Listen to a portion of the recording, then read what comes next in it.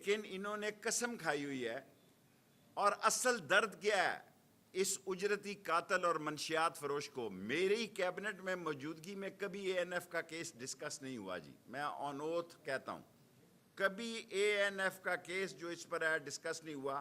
اور تمام منشیات کے جتنے فروشوں کے خلاف کیس ہیں ان کے پروسیکیوٹروں پر یہ پریشرائز کر رہے ہیں. جناب مجھے نوٹس دیں، میں حاضر ہوں. اور میں تو بلکہ اس کا جسے زمین بیچی ہے اس کا چیک ڈیفالٹ ہوا ہے ایک، لیکن وہ شریف آدمی ہے. میں نے اسے 25 تاریخ تک مہلت دی ہے، ورنہ میری زمین آگے سے مہنگی بک سکتی ہے. میری زمین ہے اور 50-60 سال سے میرے پاس ہے. اور رنگ روڈ میں اگر کوئی اس کا واسطہ ہو تو یہ ساری لے لے آپ کی ہوئی. سب کے سامنے، قوم کے سامنے وعدہ کرتا ہوں کہ میرا تو کوئی تعلق نہیں ہے اس سے. اور یہ رانا ثناء اللہ کا کہنا کہ یہ جہادی کیمپ تھا فلان تھا، اس سے پوچھ لو پہلے جس کو بڑی درد ہے. اصل تکلیف کیا ہے؟ اصل تکلیف یہ ہے کہ اس نے بیان دیا کہ یہ جو اجرتی قاتل ہے اور منشیات فروش وزیر داخلہ ہے، اس نے بیان دیا کہ 2-2.5 مہینے پہلے آرمی چیف کی اپائنٹمنٹ کا اعلان کر دیں گے. یہ لندن کی آواز تھی.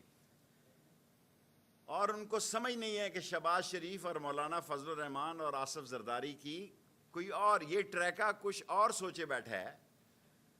اور اس نے جب یہ بیان دیا اور میں نے پبلکلی کہا کہ یہ اس کا کام نہیں ہے، یہ جن کا کام ہے ان کو کرنے دو. آپ نے مجھ سے بھی پوچھا پچھلی دفعہ پریس کانفرنس میں نے کہا جی میرے سے بڑا سوال ہے. یہ 17 جولائی کو پاکستان کی تاریخ کا اہم الیکشن ہونے جا رہا ہے.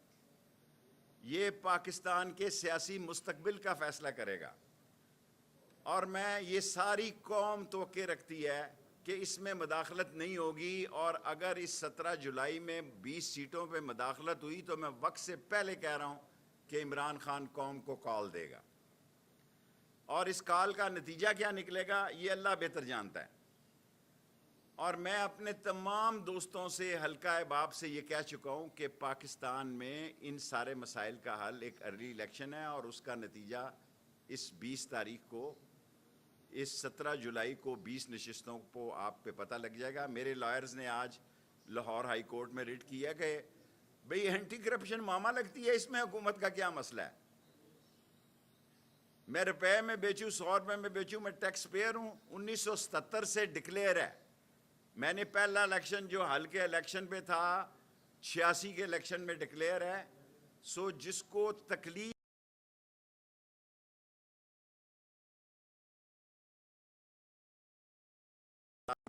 میں دیکھے 1.5-2 سال میں نے کچھ کیا ہے. 15 اور وزارتوں کو چھان بین کر لیں، 15 اور 16ویں یہ وزارت داخلہ کی چھان بین کر لیں کہ اس میں کسی جگہ کوئی میں نے غیر آئینی، غیر قانونی یا کوئی ایسا گندا کام کیا ہو یا پراگندا کام کیا ہو تو میں جواب دے ہوں.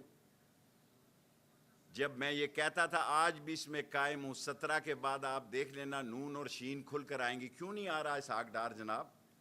میں معافی چاہتا ہوں، میری پریس کانفرنس بہت چھوٹی ہوتی ہے، بعد میں سوال ہوتے ہیں.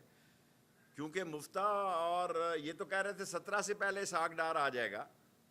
کیوں نہیں آ رہے نواز شریف صاحب؟ بھائی ان کا پرائم منسٹر ہے،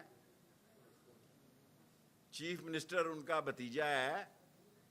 اب ان کو کس نے روکا ہوا ہے؟ چلو میں نے تو پاسپورٹ روکا ہوا تھا جی، لیکن اب تو ان کے پاسپورٹ ہے، آپ تشریف لائیں. اصل مسئلہ یہ ہے کہ ان سارے لوگوں نے اپنا سیاسی فیصلہ لے دے کے کیا ہے اور وہ آہستہ آہستہ قوم کو پتہ لگنا شروع ہو جائے گا. 45 دن میں نے قوم کو دیے ہیں 30 اگست تک. 15 اگست سے لے کے میں بار بار کہہ رہا ہوں 30 اگست تک اہم دن ہے، اس میں اہم فیصلے ہونے ہیں. اور میری دعا ہے اور میری خواہش ہے کہ یہ جمہوریت پھلے اور پھولے. جو جیتے وہ آگے آئے، جو ہارے وہ اپوزیشن کا رول ادا کرے. لیکن اس کا ٹیسٹ کیس 17 جولائی کو ہو جانا ہے. اور 17 جولائی کے کیس میں اگر کسی نے دھاندلی کی، جھرلو پھیرا، عوام کے فیصلوں کی توہین کی تو یہ لاہور ہے. اور جب لاہور جاگتا ہے تو پھر وہ جاگتا ہے. اور کوئی فوج عوام پہ گولی نہیں چلا سکتی. اسی لاہور میں بریگیڈیئر نیاز نے گولی نہیں چلائی, دوسرے کا نام میں بھول گیا ہوں, کرنل صاحب تھے یا بریگیڈیئر صاحب تھے.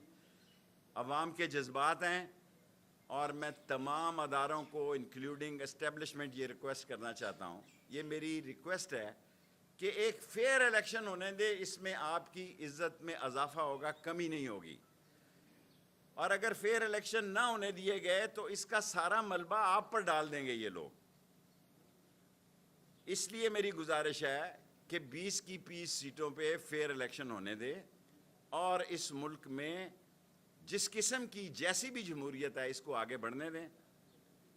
اور اگر اس ملک میں معیشت, ہم نے تو جناب والا 2.50 بجلی بڑھانے کا آئی ایم ایف سے فیصلہ کیا تھا, آپ نے 7.90 کیا ہے. ہمیں تو یہ $1.9 ملنے تھے, آپ کو 1.2 مل رہے ہیں. اور سب سے اہم بات آئی ایم ایف نے کہا ہے کہ نیب کے کیسز کو, نیب جو منی لانڈرنگ اور منی کمیشن کے کیسز ہیں, وہ نیب کے قانون کو بحال کیا جائے. میں جا رہا ہوں نیب میں, نیب کی ترمیم کے خلاف, اور اچھا ہے کہ یہ کیس وہاں لے کے, اور مجھے اپنی سپریم کورٹ سے پوری امید ہے کہ میں اوورسیز پاکستانی کا کیس بھی جیتوں گا, اور انشاءاللہ تعالی نیب کی ترامیم کے خلاف بھی یہ کیس جیتوں گا. اور دنیا دیکھے گی, کیونکہ میرا پورا یقین ہے, پہلے بھی جو پاناما کیس تھا 62-63 اس پر میرے حق میں فیصلہ آیا تھا, اب بھی مجھے پوری امید ہے انشاءاللہ. اوورسیز پاکستانی جو 31 بلین ہمیں ریمیٹس بھیجتے ہیں, جو پاکستان سے وفاداری ان کی پاکستانیوں سے زیادہ ہے, ان کے ووٹ کا حق نہیں چھینا جا سکتا. اور نیب کے قانون جو آپ نے ختم کیے ہیں, دنیا کا کوئی قانون اس بات کی اجازت نہیں دیتا کہ آپ خود نیب میں مجرم ہو اور آپ نیب کے قانون میں ترمیم کریں. ہمارے کیسز میں آپ جناب جہاں لے کر جانا, اور جو آدمی آپ سے یہ کہتا ہے کہ آپ نے مجھے تو نوٹس نہیں بھیجا, سارے میڈیا کے کیا ہوتے ہیں ڈیسک پر انٹیریئر منسٹری سے فیکسیں کی گئی ہیں, پیغام وہ کیا ہوتا ہے گروپوں میں ڈالا گیا ہے, نہیں واٹس ایپ کیے گئے ہیں. ملک صاحب تھینک یو ویری مچ.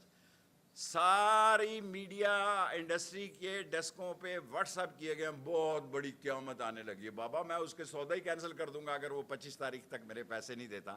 میرے پاس اس سے اچھے گاہک ہیں, اور اس کو بھی تنگ کر رہے ہو. مجھے تو تنگ کرنا آپ کا حق ہے, لیکن آپ مجھے یہ بتائیں کہ میں آج میرے لائرز کے ساتھ مل کے میں پریس کانفرنس کر رہا ہوں, انتظار صاحب ہیں اور نعیم صاحب ہیں اور بٹر صاحب ہیں, یہ تینوں صبح پیش ہو رہے ہیں. مجھے جب میرے لائرز کہیں گے میں جناب پیش ہونے کے لیے تیار ہوں. مجھے ابھی تک نوٹس نہیں ملا, اگر کسی نے بھیجا ہے تو مجھے واٹس ایپ پہ بھیج دیں, میں پھر بھی چلا جاؤں گا, کیونکہ میں نہ کانا ہوں, نہ میں اندر سے کالا ہوں, نہ میرا چہرہ منحوس اور شکست خوردہ رانا ثناء اللہ جیسا ہے. Any question?